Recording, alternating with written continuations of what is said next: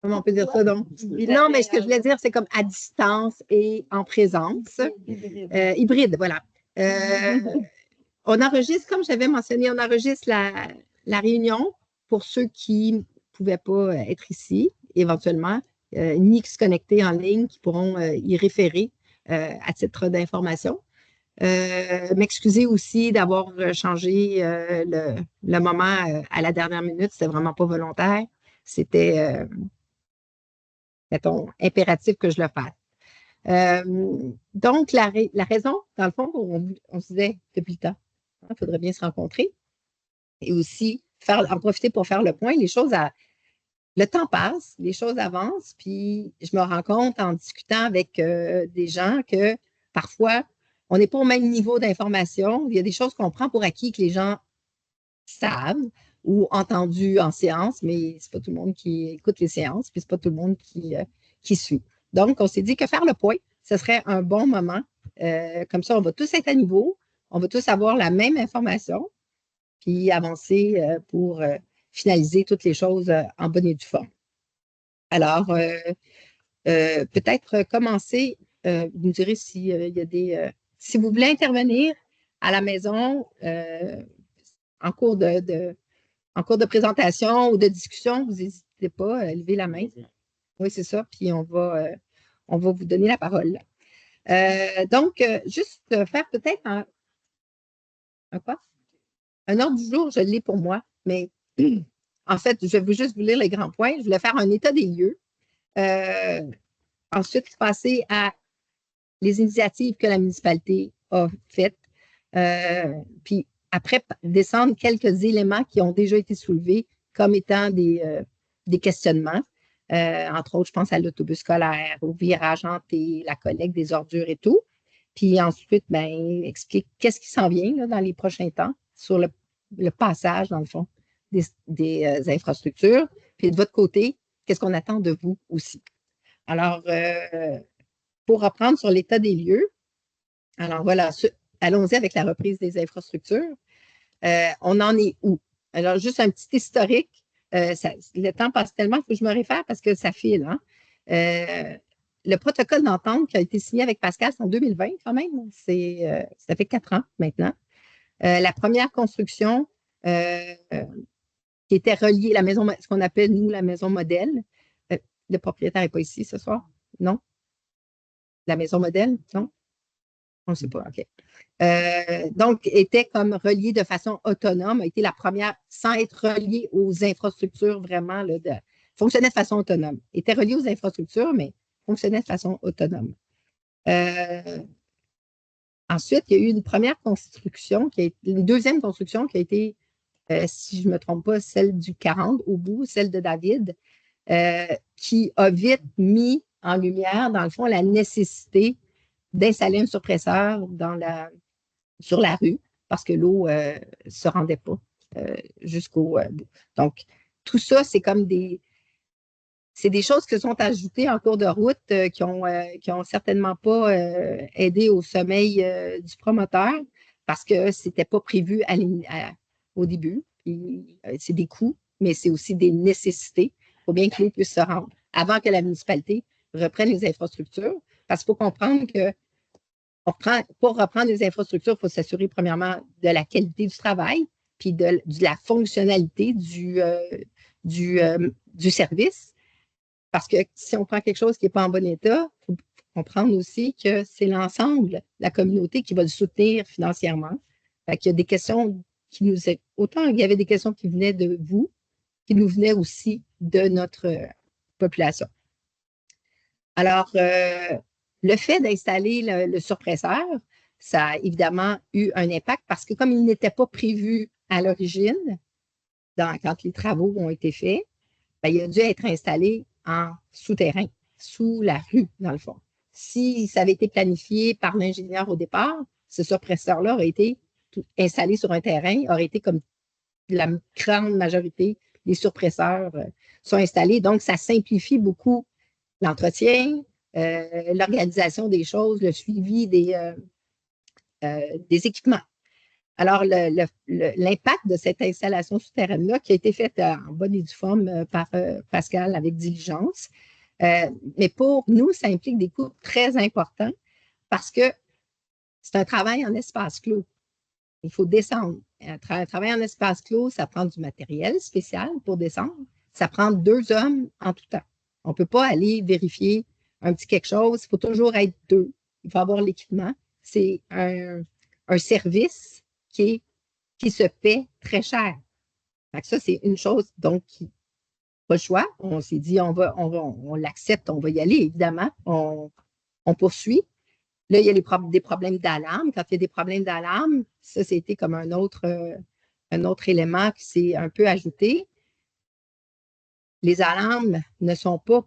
La raison de l'alarme n'est pas transmise par télémétrie.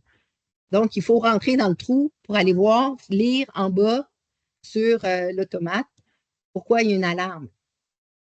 Donc, équipement, 2 personnes qui descendent. Puis, imaginez l'hiver, on ouvre la glace et tout. C'est vraiment difficile. C'est pour ça qu'on a exigé la télémétrie, l'installation de la télémétrie, pour qu'au moins, ça n'empêche pas qu'on va devoir descendre si évidemment les pompes ont besoin d'entretien, mais qu'au moins qu'on sache, parce que souvent, les alarmes sont déclenchées pour des situations vraiment peu dramatiques. Là. Pardon? Des pannes électriques. Des pannes d'électricité, la lampe. Donc, juste pour dire, notre directeur général reçoit 3 fois par semaine des alarmes. Si, mettons, si on faisait les choses, si on se dit c'est notre structure, il faut la vérifier, tout ça, bien, 3 fois par semaine, il faudrait descendre en bas pour aller voir pourquoi. Alors qu'on sait que très souvent, c'est des problèmes de tension, surtension, baisse de tension, panne d'électricité, c'est tout. C'est pour ça que c'est important de le savoir, puis de pas. De là, la raison pour laquelle on insiste tant sur la télémétrie. Donc, notre ingénieur, on a engagé un ingénieur qui nous sert, dans le fond, de conseil là-dedans, qui vérifie que tout se fait. Là, tout est en marche, tout est en chemin, je dirais. On nous dit que ça va être installé, Pascal. J'ai vu le courriel aujourd'hui de Kevin qui parlait de 10. C'est ça, il ne mentionnait pas. OK.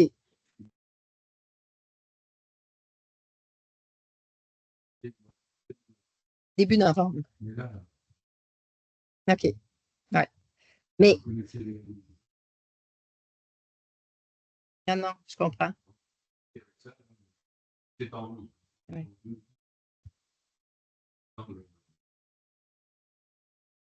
Le point positif, c'est que le travail qui était proposé par le PDST, qui est l'entraîneur de M. Bénon, il est contre-expertisé par l'entraîneur de Phoenix, qui a un contrat avec la municipalité.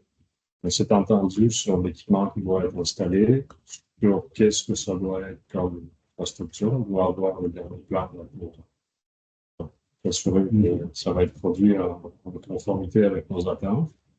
Il y aura 2 autres éléments qu'on a demandé d'ajouter. Ça, c'est la municipalité qui nous prendra en charge. Ce qu'on prévoit, parce qu'on se rend compte qu'il nous faut une révision permanente de la pression à l'entrée et à la sortie, ce n'était pas prévu, heureusement. Donc ça nous permet de mieux contrôler un réseau, la branche de l'aqueduc d'abord. Donc tout ça est prévu au niveau d'installation par l'ingénieur qui travaille pour le développeur dans les 8-10 semaines, s'il n'y a pas d'autres délais. C'est ça. Donc, on en est là. Puis nous, tant qu'on n'a pas la certitude que ça va fonctionner correctement, on ne veut pas reprendre, dans le fond, la responsabilité de reprendre à ce moment, avant terme, dans le fond, les infrastructures, ça pourrait signifier, là, je parle autant de la rue que de l'égout et de l'aqueduc, ça peut vouloir dire que, mettons qu'il faut rouvrir le trou, là, mais que la rue nous appartient, ben, c'est nous qui allons, nous étant la communauté au complet, devoir payer pour refaire la rue à ce niveau-là. C'est pour ça qu'on reste prudent, qu'on attend que tout, je suis convaincue à presque 100% que tout va bien aller, mais c'est ma responsabilité de m'assurer que la reprise des infrastructures par la municipalité se fasse au bon moment, au moment où notre ingénieur va nous dire tout va bien, vous pouvez aller de l'avant. Alors, ça, c'est pourquoi ce n'est pas fait encore. Là. Dans le fond, c'est ce qui explique.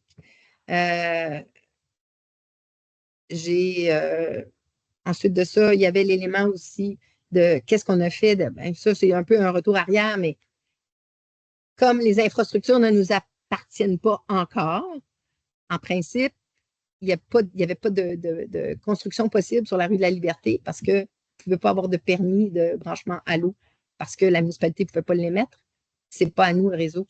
Et il y a eu quand même des ententes. Pascal a signé des ententes pour permettre à tous de pouvoir quand même construire plus rapidement puis avancer dans le projet. Là.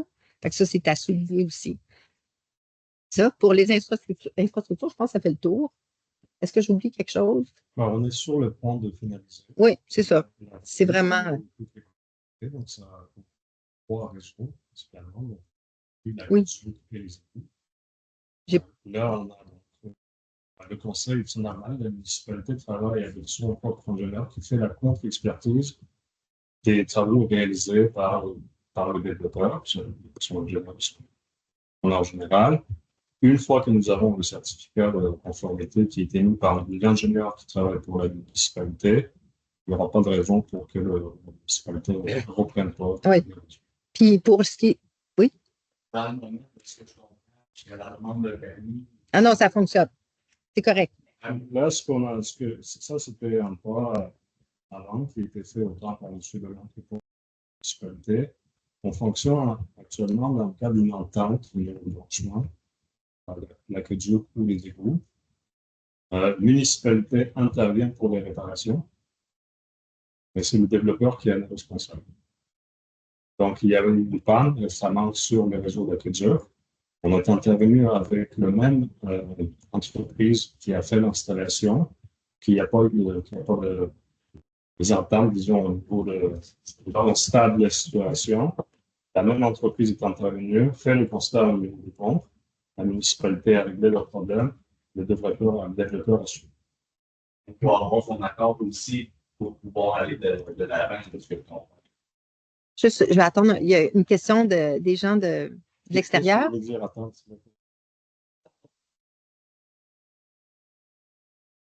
Qui est responsable des infrastructures. Non.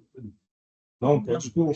En fait, juste préciser dans le fond, la demande, si tu bien compris, c'était qui parle, c'est ça? Est-ce que tu réponds, Catherine? Monsieur Belon, on parle avec M. Belon à chaque fois quand on a un problème.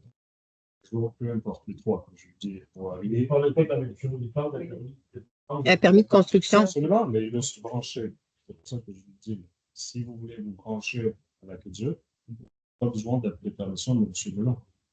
L'entente que nous avons signée ensemble fait que vous pouvez vous brancher. Oui. La municipalité va surveiller le branchement. Ça va aller dans le dossier au niveau du branchement. Ce que je veux dire, c'est que les problématiques ou quoi que ce soit qui arrivent là, sur le réseau, là, on se parle avec M. Belon, mais voilà, c'est dans cette entente-là qui encadre ce monde historique. Voilà, ben, ça, c'était un énorme pas. Est-ce que dans la salle, j'imagine? OK. Parce qu'autrement, on est du attendre.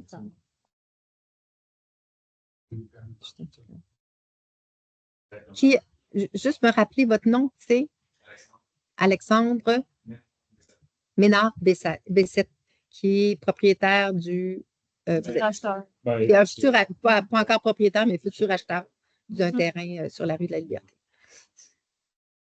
La situation, en fait, c'est au départ, quand David a construit la maison, il y avait un constat au niveau de manque de pression. C'est sûr que tout le monde je suis sur la tête comment est-ce possible. Donc là, c'est sûr qu'on a tout de suite responsabilité l'ingénieur qui est à la conception, et nous, on ne pouvait pas non seulement reprendre le réseau, mais c'est très difficile d'alimenter tout court. Le résident qui s'installe ici, c'est pas dans les normes, on n'a pas le droit de le faire. Ça a été réglé rapidement. Il y avait des petites solutions palliatives pour les résidents qui puissent s'installer. Et nous, on n'a pas fermé les robinets non plus.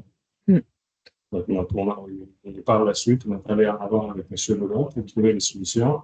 que le développement puisse avoir lieu avec les installations, en même temps qu'on corrige la situation.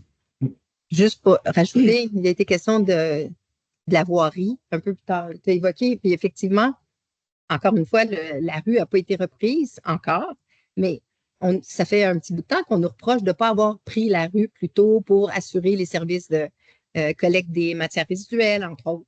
Mais je vous rappelle l'événement qui est arrivé en 2023, la grosse pluie, qui a fait qu'on a perdu la rue. On l'a perdue, là. Je veux dire, elle a été refaite. Les travaux qui ont été refaits après, c'est impressionnant ce qui a dû être fait parce qu'il y avait certaines, je dirais, particularités qui ne répondaient pas nécessairement aux normes pour une rue de cette pente-là, de cette ampleur-là. Mais si on l'avait repris avant la rue, ben, ça n'aurait pas été responsable de notre part. La preuve étant que la météo a montré qu'il y avait un problème. Je suis bien contente de dire que le travail qui a été fait après est impeccable. Le temps a passé, il y a plus d'un an qui a passé, puis on voit que le chemin tient bien. L'écoulement se fait bien. Il y a toujours de la surveillance à faire, évidemment, au niveau des fossés, mais ça n'a plus rien à voir avec ce que c'était à l'origine. Puis ceux qui étaient sur place à ce moment-là, je pense que vous avez été à même de constater l'ampleur des travaux à réaliser, puis le coût que ça a dû représenter également. Alors, ça, c'était aussi pour la voirie. Puis la raison pour laquelle, ben, c'est ça, je vous l'ai dit tantôt, on veut tout reprendre d'un bloc, infrastructure, aqueduc, égout et rue. C'est parce que tout est lié, tout a un impact l'un sur l'autre. Alors, on veut faire les choses correctement. Ça fait le tour un peu de ce que je voulais faire comme historique. Il y a des éléments qui ont été soulevés à notre attention quand justement il y a eu la panne à l'aqueduc, puis on était monté voir pourquoi la pression n'était pas suffisante. On me parlait, entre autres, de l'autobus scolaire et de la collecte des matières résiduelles. Tant que j'ai fait des recherches, j'ai parlé aux gens puis David, je m'adresse directement à vous parce que vous étiez au premier chef concerné.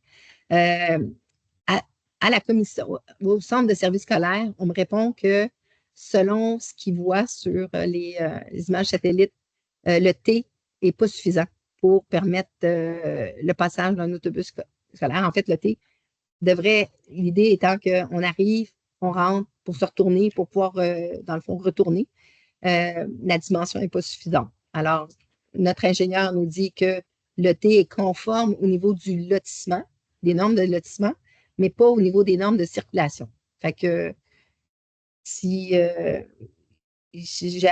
puis du côté de l'ingénieur de Pascal, il nous répond que son T est tout à fait correct. Fait qu'on va prendre ce que l'ingénieur nous a envoyé de Pascal, puis on va l'envoyer au centre de service scolaire pour avoir, dans le fond, un retour précis sur ce qui est dit.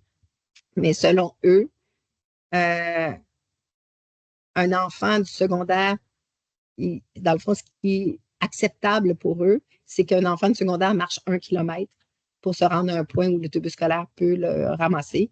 Puis un enfant du primaire, c'est 250 mètres. Alors, je ne sais pas si les enfants sont au primaire ou au secondaire. Au primaire, ben, ils ne se rendent pas.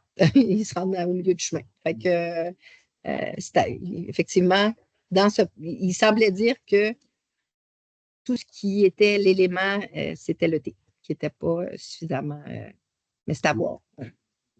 Oui.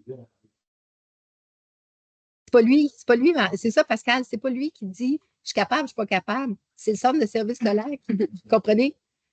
Alors,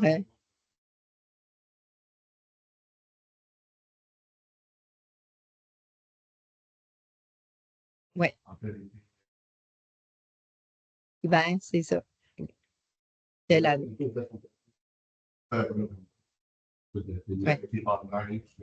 Parce que la neige est quand même poussée au fond, là. Oui. Mais en tout cas, on n'arrête pas, on continue. Je veux dire, je vais prendre les plans, je vais les faire suivre, puis on verra qu'est-ce la suite possible à donner à ça. Il y a le pavage aussi, qui est un élément important de l'éventuelle collecte de matières résiduelles, parce qu'une fois que la rue n'est plus privée, elle devient municipale. En principe, vous avez droit à avoir des collectes à vos potes. Cependant, si ce n'est pas pavé, on nous a déjà dit du côté de notre fournisseur, dans le fond, qui hésiterait, puis évidemment encore le T, une fois encore, pour la manœuvre de recul puis d'avancement à monter. Pour le pavage, je pense que vous avez, quand, dans le fond, acheté, vous savez, les conditions, dans le fond, c'est un 10 000 qui est payé par Pascal pour l'asphaltage, 10 000 qui est payé par la municipalité, et le solde est payé et, dans le fond, distribué en taxes sectorielles aux résidents de la rue de la Liberté en fonction du frontage. Ce sera calculé, là. Oui. Juste dire, le nom de famille, c'est quoi? Simon? Le Duc, c'est ça? Juste pour les gens. Dubuc. Simon, c'est Simon Dubuc qui parle. Okay. Oui.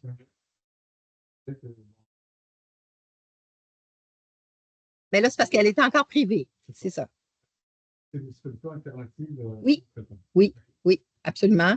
Ce qu'on a discuté, c'est qu'une plateforme pourrait très bien installer. On n'entend pas les questions. OK, c'est bon. Alors, la question c'était sur la collecte des matières résiduelles, savoir si on comprenait que la rue étant privée, ça ne se faisait pas maintenant, mais est-ce qu'il pouvait y avoir une solution palliative entre-temps? Alors, ce que je disais, c'est oui, une plateforme pourrait être installée au bas de la rue, dans le fond, de la rue de la Liberté. Puis le camion pourrait tout simplement comme reculer, puis avec le bras, aller chercher sur, mettons, la rue, la plateforme, les bacs, sans les bacs. Une plateforme qui serait comme ouverte pour tout le temps. Et dans le fond, les poubelles seraient toujours là. Il faudrait comme tout simplement descendre puis déposer les. Fait qu'on se disait que peut-être 3 bacs verts, 3 bacs bleus, puis peut-être 1 ou 2 bacs de compost serait suffisant. Ça sera à voir. On en parlait avec Pascal. On va certainement trouver une solution là, pour assez rapidement. Là. Pardon? OK. La question est, est-ce que les bacs seraient sécurisés? Qu'est-ce que ça veut dire des bacs sécurisés? Fermés? OK. OK. Pour éviter donc. OK. Mais en même temps, il ne serait pas sécurisé, fermé. En tout cas, je n'ai pas vraiment pensé à ça. Je ne pense pas que ce soit nécessaire. Il ne serait pas face à la rue principale. Il serait quand même face à la rue de la Liberté. Est-ce que les gens du camping, je ne pense pas que les gens sont. Oui, je comprends. Mais je ne dis pas qu'il n'y aurait aucun dépôt, mais. Il faut que ça soit comme.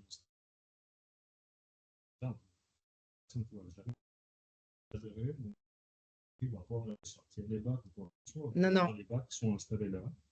Le camion recule, il récupère et part. Oui. L'idée, c'est ça.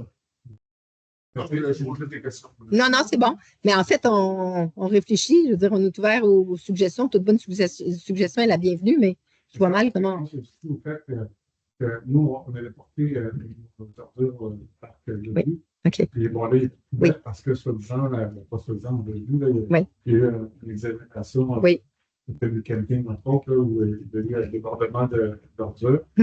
Ça va se produire la même chose, mais ça va être sur la rue, ça va être difficile.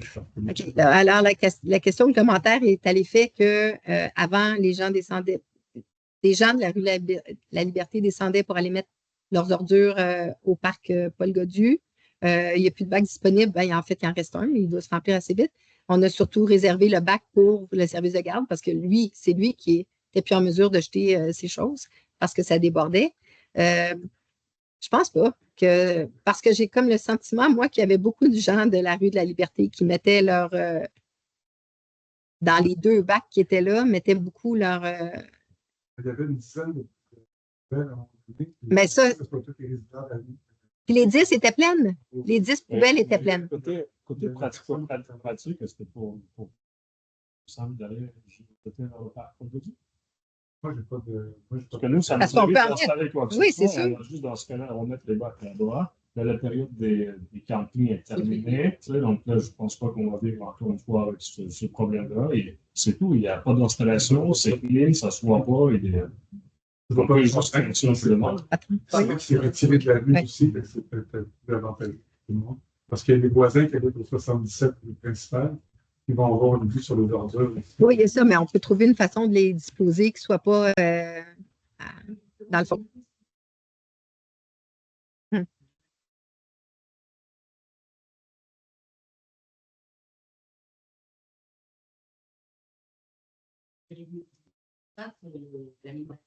Oui, effectivement. Alors là, le commentaire, je m'excuse, hein, j'ai l'air de répéter, mais c'est à l'effet que si on pérennisait l'installation, vous parlez au parc, là, OK? Ou au bas ou au parc, oui. Oui, ben, ça serait bien, dans le fond, de le penser de façon correcte et l'aménager joliment. Mais dans la situation idéale, l'idée, c'est De permettre la collecte à vos portes. C'est sûr, c'est ça. Oui, je pense qu'on n'est pas tant dans la pérennisation ici. Vous aviez une question? Oui. Non, ça appartient à chaque personne. Ça Vous les payez? à la Oui. propriété. C'est ça, à la propriété.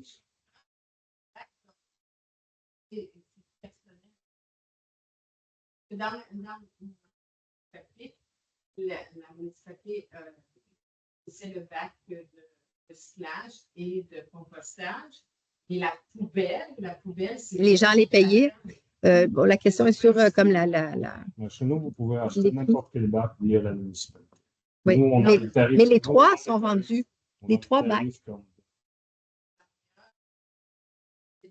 Oui, vous pouvez l'utiliser sans problème. Chacun peut utiliser son bac, dans le fond, tant que la couleur correspond, puis qu'il est conforme à. Il n'y a pas une question de plus qu'un bac. Oui, pas plus qu'un bac, par contre, là. Chacun, vous avez droit à un bac. Oui, c'est ça. OK, c'est bon.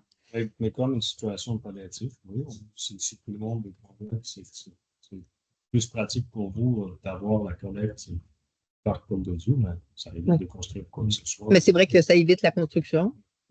Puis, Nous, on va- sachant que c'est supposé être palliatif. C'est ça. OK. On va plutôt aller en ce sens-là. Non, pas tant. Mais c'est vrai que les poubelles ne passent pas souvent. Une fois par mois. Une fois par mois. Une fois par mois. Oui. Non, mais quand vous faites du compost, Une fois par mois, c'est ben, c'est le même pour tout le monde. Les deux familles, puis les pas. Non. Oui, mais quand on est sur la rue de la Liberté, je ne pense pas qu'on composte sur son terrain. Non, je n'ai pas dit que c'était pas correct. Ah oui, c'est correct. Si vous voulez le faire, c'est juste peut-être une appréciation dans le village. Il y a moins de gens qui le font sur place. Oui. OK, bien, le pavage, en fait, c'est une question qui, dans le protocole d'entente, on disait il y avait comme 60% des maisons bâties ou alors 3 ans. Alors, comme il était en 2020, puis on est en 2023, ben, le délai est écoulé. Fait qu'on devrait effectivement passer au pavage. Ce sera évidemment, nous, à notre budget de 2025 pour notre portion. Puis ce sera à voir, je dirais comme. Alors, oui. Il faudrait également pas de construction. Oui, c'est sûr qu'on en parlait. Oui. L'excavation. Donc, avec de la grosse machinerie. Oui, c'est ça, c'est délicat. Oui, Absolument. c'est sûr. Ça détruit une rue, là. Je suis d'accord avec vous. Je suis d'accord avec vous. Moi, plus on attend, mieux c'est, jusqu'à temps que. Mais je comprends qu'il y a comme un.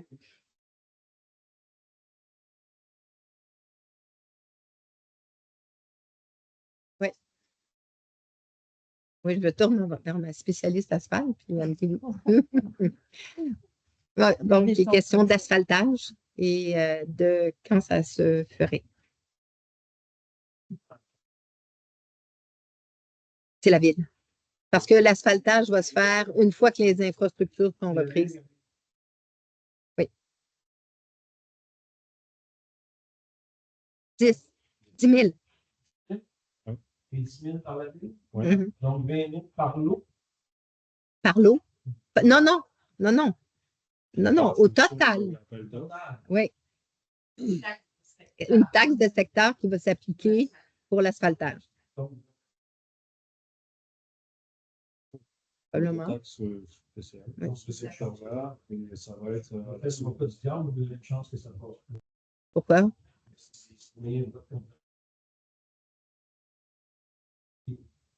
Sur une taxe de secteur, je ne chez sais vous. pas. Dans Ça fait partie de votre protocole. Non, c'est le secteur seulement. Oui. Oui. Ça, on n'a pas regardé encore. Mais, mais non, mais attends, est-ce que je veux. Non, c'est pas 20 000.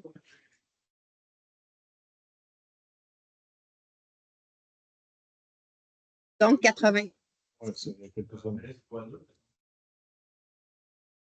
Oui, c'est sûr que les tarifs. Mais ce que je veux. Non, mais tout ce que je veux dire, moi, c'est qu'en général, quand on fixe le terme d'un règlement d'emprunt, on va avec la pérennité du bien.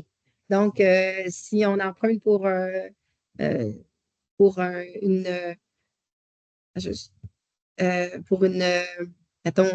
voiture ou un camion de pompier, le terme est plus court que si, dans le fond, il faut voir le temps de durée d'un chemin. Puis 25 ans. Donc, ce sera éventuellement un règlement d'emprunt pour 25 ans. C'est quoi la question, le commentaire? Je n'ai pas vu. Il y a de la misère à suivre l'échange. À quel niveau? Ils n'entendent pas toutes les questions. OK, les questions, c'est pas évident. Oui.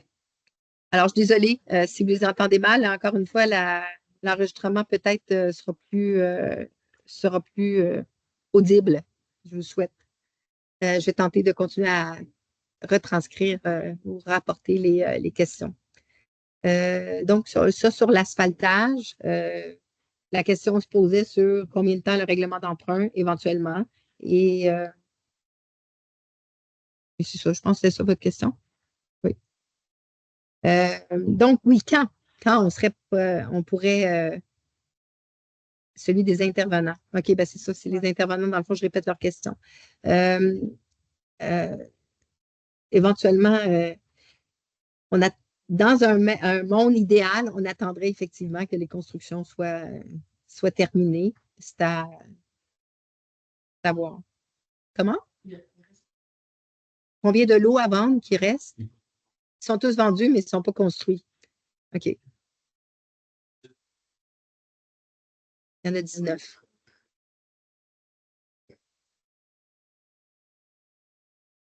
Oui. Avec la COVID, Alors là, on mentionne qu'il y avait un délai pour la construction, mais Pascal répond c'est ça, qu'en raison de la COVID, effectivement, c'est vrai qu'il y a eu beaucoup de délais. Puis, mettons que c'est plus souple sur ce qui était prévu au protocole sur les délais de construction. Je pense que même légalement, il y a quelque chose qui est peut-être 2 ans. OK, 2 ans pour la construction, donc une fois l'achat du terrain, une fois l'acquisition du terrain. Une année pour la finir. 2 ans avant de construire, puis une année pour la terminer. David avait soulevé le point aussi des poteaux électriques, dans le fond, sur la première portion de la rue, qui se rend à ce qu'on dit toujours, en fait, on va dire la première maison. Pascal, là-dessus, on en a parlé dernièrement. Peut-être que je ne veux pas ceux qui vont à la maison modèle, les poteaux qui vont à la maison.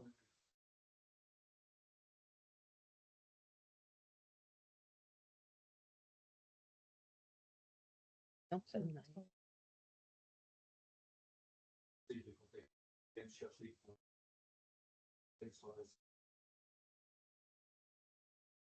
OK. Alors, ce que Pascal dit, c'est que dans le fond, l'entrepreneur électricien avec qui il a travaillé pour cette portion-là est censément revenir au printemps prochain. J'imagine, l'hiver, ce serait étonnant, pour retirer le matériel électrique et Pascal récupérera ses poteaux, les poteaux qui lui appartiennent. Donc, ça, dans le fond, ça répond à cette ligne électrique qui est double pour pas de raison, au fond.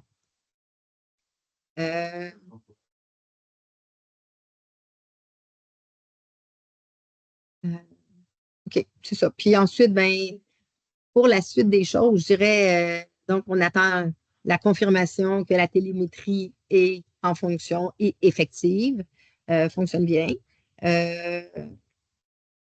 Il reste le T, dans le fond, à voir qu'est-ce qu'on fait avec ça, mais si ce sera de lotissements, c'est ça.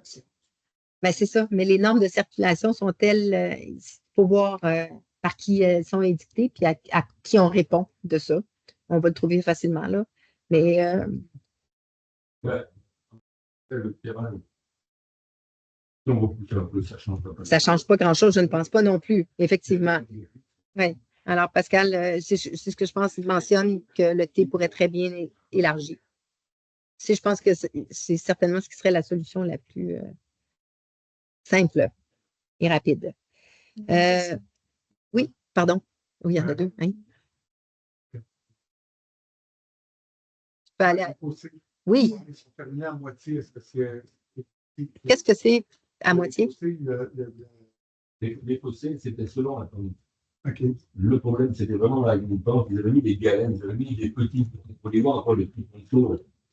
Avec des galets, avec la grosse ils sont flottés. Ça a bouché les regards. Ça tout emporté. Donc, tout ce qui est naissance d'un peu plus en plus, hein, on essaie, tout ce qu'on voit qui est parlé. En haut, ça n'a pas bougé, ça ne bougera pas. Ça a été circulé par l'ingénieur. Ouais. L'ingénieur de la municipalité a regardé. Ça correspond au plan de nord. Alors, donc, la question était sur les fossés qui n'étaient pas terminés parce qu'ils ne se rendent pas jusqu'au bout de la rue. Dans le fond, c'est ce que vous entendiez. Mais la réponse de Pascal était que les fossés, dans le fond, sont terminés. Dans la portion qui est évoquée, c'est plus vraiment dans la pente. Puis, autant l'ingénieur de Pascal Bellon que le nôtre nous ont confirmé qu'il n'y avait pas de nécessité d'ajouter dans le fond, de finir de la même façon, cette portion de fossé-là, de la même façon qu'elle a été terminée plus bas sur la rue. Bon. Il y avait une autre question. Oui. Oui. La pression d'eau. La pression d'eau. OK. La question est sur la pression d'eau. On nous demande si ça va être réglé. Fait que je vais te... Je sais pas qu'est-ce que... Vous allez avoir la même pression que la pression, mettons, qui compte au 40, que je dirais, la maison actuelle qui est au bout, c'est-à-dire 40. Donc, si vous comparez avec centre-ville, donc, c'est 45 livres qu'on enregistre au bout de la rue. Mais c'est dans les normes. C'est dans les normes qui sont...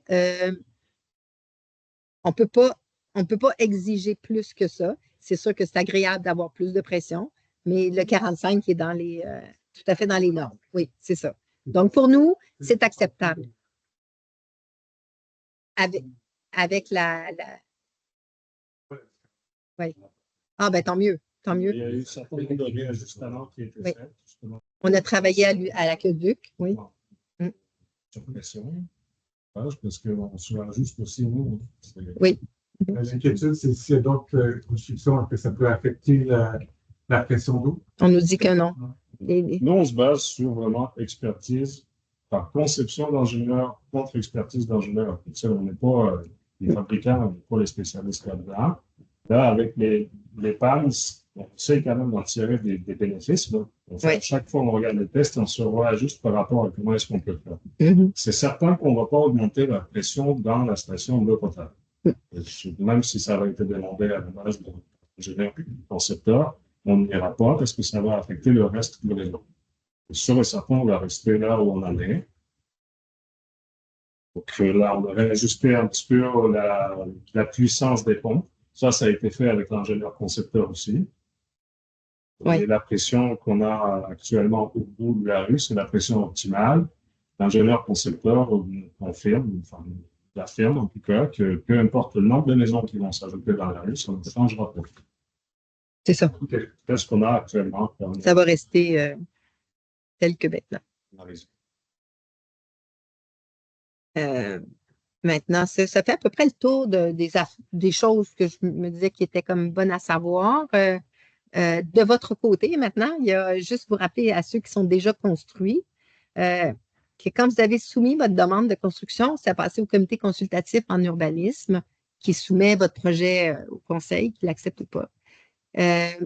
Vous avez là-dedans l'obligation de fournir aussi un plan d'aménagement de votre terrain.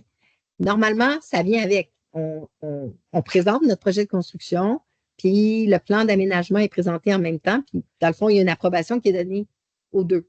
On a fait une exception pour la rue de la Liberté parce qu'on comprenait bien que, dans le fond, la topographie, je suis correcte? C'est ça, je me trompe toujours entre... Oui, c'est ça. La topographie, l'écoulement des eaux, des fois, c'est pas toujours évident. Il faut voir, construire la maison pour bien comprendre, dans le fond, comment le terrain se comporte. Alors, on a accepté que ça se fasse dans un deuxième temps. Mais j'ai pas eu connaissance que j'ai rien vu passer mon conseil sur des dépôts de projets d'aménagement et je ne crois pas que le CCU en ait vu non plus. Fait que juste vous rappeler que c'est important parce qu'il faut gérer nos eaux. D'autant que vous vivez sur une rue qui est très pentue. C'est important que l'eau ne parte pas dans les fossés devant, que l'eau soit gérée vers l'arrière de votre terrain, soit par un jardin de pluie ou par des aménagements. En tout cas, il y a différentes façons.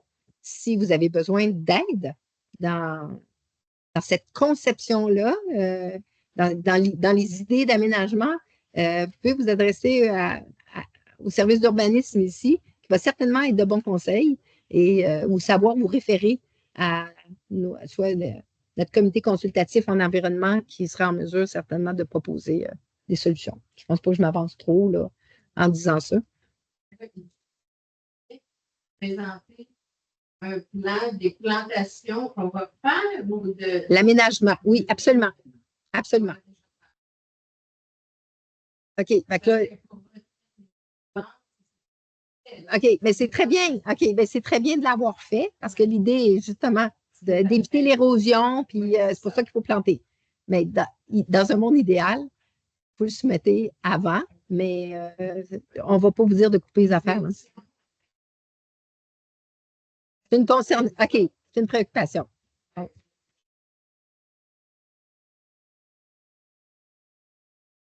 Oui?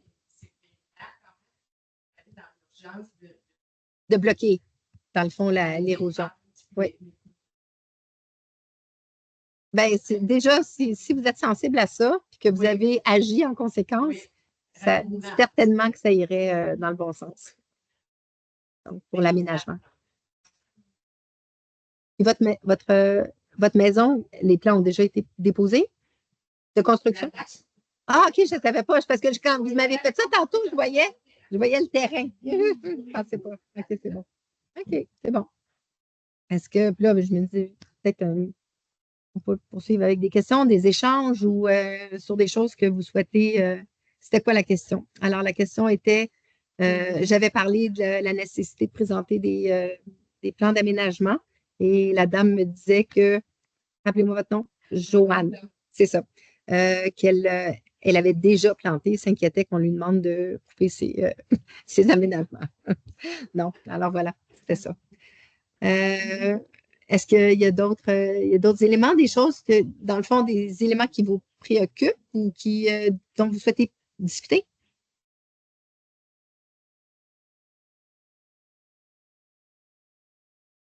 Oui. Oui. Les fossés font partie de l'entretien de la route? Oui, absolument. Alors, la question, c'est est-ce que les fossés font partie de l'entretien de la route? Et oui, je réponds oui, les fossés font partie de l'entretien de la route. C'est le long de la route? Oui. Pas les fossés. Non, pas les fossés. Le ponceau, l'entrée chaudière, ça, c'est beau. C'est ça. On peut le nettoyer, etc. Mais c'est ça. Mais les fossés qui longent la rue sont du ressort de la municipalité. Ouais. D'autres questions? Est-ce qu'il y a d'autres questions en ligne? Comme ça, rapidement, juste pour vous dire, les ingénieurs, celui de concepteur et celui de la municipalité, finalisent les échanges au niveau de conformité pour que tout soit réalisé selon nos attentes et selon la conception des tables. Donc, on s'enligne là-dessus. À un moment où on va s'enligner et que tout le monde s'entend, c'est là qu'on sera prêt.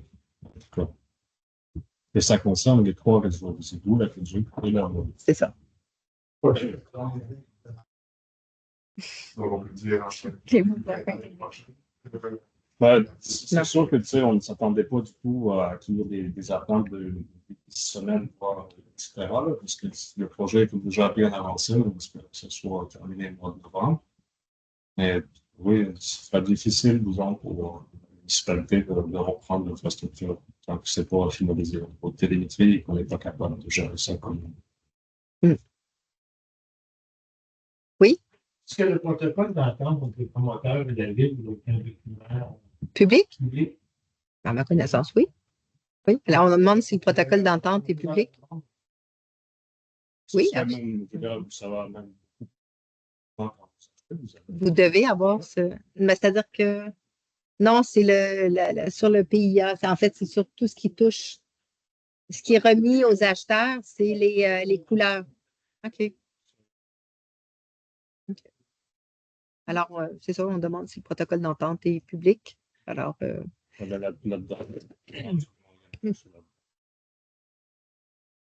oui. Les infrastructures non terminées, c'est quoi l'enjeu en ce moment? Mais l'enjeu est juste qu'on veut s'assurer de la fiabilité des ponts à l'aide de la télémétrie. Si je n'ai pas de télémétrie, comme j'expliquais en début, je suis obligée d'avoir 2 hommes qui interviennent dans des espaces clos, dans un espace clos, pour aller vérifier pourquoi il y a une panne sur. C'est que ça. Oui.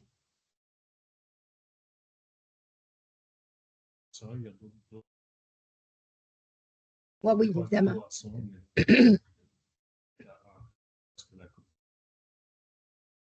Le centre scolaire.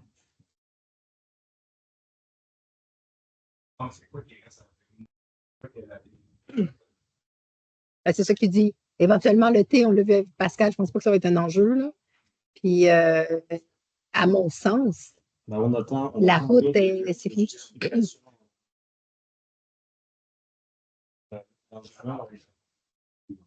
L'ingénieur doit nous faire. L'ingénieur doit fournir. Tous les documents de contre-expertise, notamment les lettres des échanges qu'il y a eu avec le ministère de l'Environnement, certains réseaux. Si tout est conforme, si le ministère a tout accepté, si tout est correct selon eux, c'est comme les petits détails qui continuent à vérifier dans tout ça. Mais c'est rien de. Marie, on ne cherche pas à trouver d'autres lacunes, mais oui, on veut juste s'assurer qu'au niveau de la contre-expertise, tout est correct pour le municipalité. Puis, quand on présente une demande de. Quand on présente une demande de construction, ça prend combien de temps? On est extraordinairement rapide pour les recevoir. On a un service d'urbanisme assez efficace, mais il faut comprendre que quand vous êtes dans le noyau villageois, vous êtes soumis à un plan d'implantation et d'intégration architecturale. Donc, ça doit nécessairement passer par le comité consultatif en urbanisme qui se réunit une fois par mois. Le comité se réunit, fait sa recommandation, c'est présenté au conseil suivant qui, selon les recommandations ou selon l'avis du conseil, premier lundi du mois, toujours le premier lundi du mois à moins de férié. Non, non, il faut que ça soit avant, là. Je veux dire, oui. Ben, ah non, ce ne sera pas le lundi qui suit, ça va être le mois d'après. Oui, exact. Non, non, c'est bon, mais comme le comité, oui, c'est ça. Le comité consultatif, dans le fond, il est 2 semaines avant la séance du conseil. Puis il faut présenter les documents au moins 1 semaine avant au CCU pour que l'inspecteur ou l'urbaniste ait le temps de préparer le dossier pour le présenter aux membres en bonne et due forme. Vérifier la conformité, effectivement, là, de dégagement des marges et des normes et de tout. C'est voilà. Question en ligne. Oui, qui? Je ne la vois pas. Est-ce que la rue va être asphaltée? Si oui, quand? OK. Alors, donc, c'est ça. La rue peut être asphaltée à partir de maintenant. Ce qui était question tantôt, est-ce que c'est vraiment le bon moment, considérant qu'il y a encore des constructions à venir? Je pense qu'il y a peut-être un entre-deux aller chercher ici, attendre peut-être la finalisation d'encore deux ou trois maisons, puis procéder. Ça pourrait aller éventuellement au courant de l'année prochaine, hein. Plus vers la fin de l'année, au début de l'année. Pas une idée d'attente. Bon. Suite à ça, il doit y avoir un entretien d'ici à ce que ça soit asphalté. D'ici à ce que ça soit asphalté, est-ce que la route va être entretenue? OK. Qu'est-ce que vous entendez par abîmer? La route est abîmée. Ah oui, OK. Ben, j'imagine que oui. Ben, au moment où la municipalité va reprendre la route, elle va être dans le bon état. Puis après, oui, on va s'assurer de l'entretenir, mais comme on fait pour nos autres chemins à la municipalité. Vous avez d'autres questions en ligne? Pas? Non? Ça fait le tour? C'est bon? Est-ce que ça vous aide un peu comme information? Oui. Je vous remercie pour la séance. C'était excellent. Comme si c'est la première fois qu'on a l'argent. Oui, ben c'est ça. Alors, on souligne la pertinence de tenir cette séance pour avoir un point, dans le fond, comme je l'ai dit, je pense que c'est important qu'on soit tous au même niveau. Il n'y a rien de caché ici. On essaie de faire les choses de la bonne façon et de la manière la plus équitable possible pour l'ensemble de la communauté aussi et de vous aussi. Vous êtes des citoyens de Philipsburg à part entière. Donc, est-ce que c'est une autre question? Ah, parfait. Un micro, oui. Ben, je pense que le micro, on y pense au budget de 2025. Oui, effectivement. Alors, à la maison, je vous salue. Je vous dis à bientôt. Puis je referme parce que je ne pense pas qu'il va y avoir d'autres questions. Hein? C'est bon? OK. Bon. Merci. Alors, merci chez vous. Oui, merci.